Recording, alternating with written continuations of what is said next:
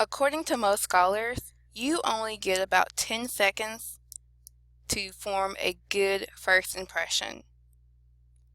Think about the last person that you met. Think about the first 10 seconds of meeting them.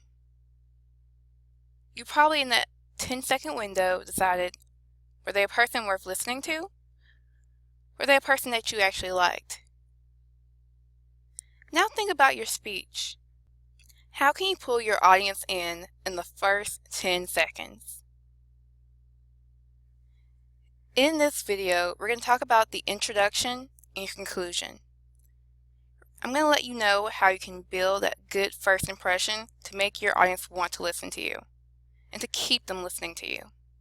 And then how to come back at the end and remind them of what you just said and close it in a memorable way.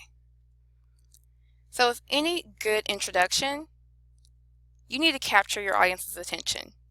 Remember, your audience will always be filled with lazy listeners. Studies have been done over and over and over again.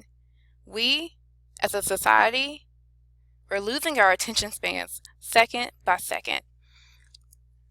So, it's really important that you capture your audience's attention as soon as you can. Additionally, you also want to build rapport. You want to let your audience know that you're trustworthy, that they want to listen to you because they like you. Also think about pointing out some benefits to the audience, letting them know why they should continue to listen. Establish your qualifications. Again, this is going to help them think, hey, I should trust this person. They're worth listening to. And then always make sure that you state the purpose or thesis. To accomplish these goals, I've helped you. You need to do these 4 exact things. Number 1, start with your attention getter. Like the name says, this is how you capture your audience's attention. Now remember, when you start off your speech, never, ever, ever announce your topic. Never say your name. Go straight into your attention getter. Remember, your number 1 goal is to get your audience to listen to you, to pay attention. Be aware that you want your attention getter to be relevant to your topic and make sure it's appropriate to your audience. To do that, you could start off with a statistic, an interesting quote, you could tell a story, you could use a metaphor, you could ask a rhetorical question, you could ask a direct question. Basically, you could say almost anything within reason to get your audience's attention. After you've captured their attention, say your listener relevance link.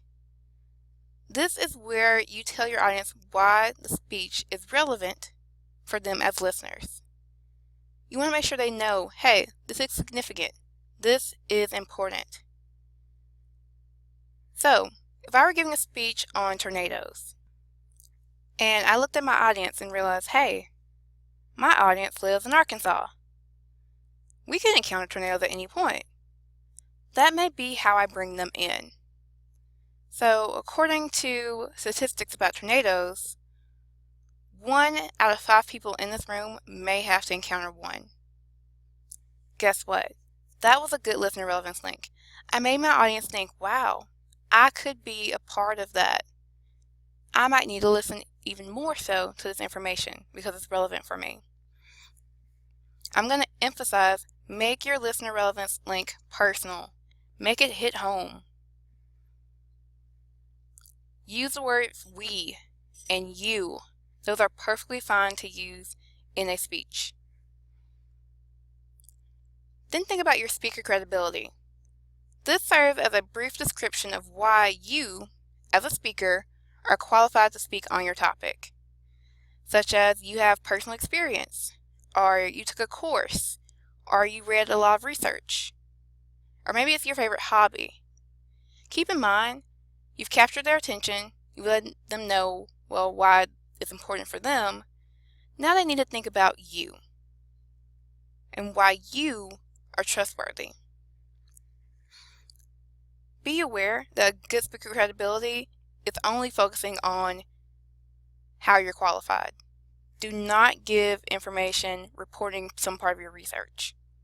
Just briefly let your audience know, I've done research on my topic, or I intern at a zoo, or I've always wanted to be a nurse. Therefore, I found out more information on what it takes to become one.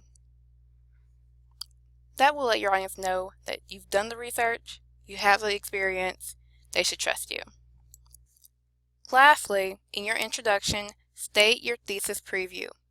Remember that your thesis preview explicitly states your 3 main points.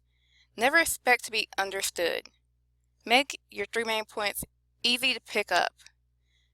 Additionally, make sure you say your 3 points in the order that you're going to discuss them in your speech.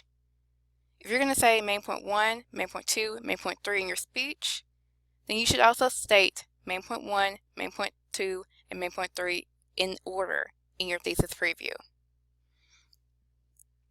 Lastly, make sure that your thesis preview is the last thing you say before you transition into your first main point. Now we've talked about introductions and how to begin our speech, but you also need to think about how to end your speech. A good conclusion has some kind of forewarning that the end is in sight. It summarizes your main points, remembering to only cover what's been covered, but not to cover new information.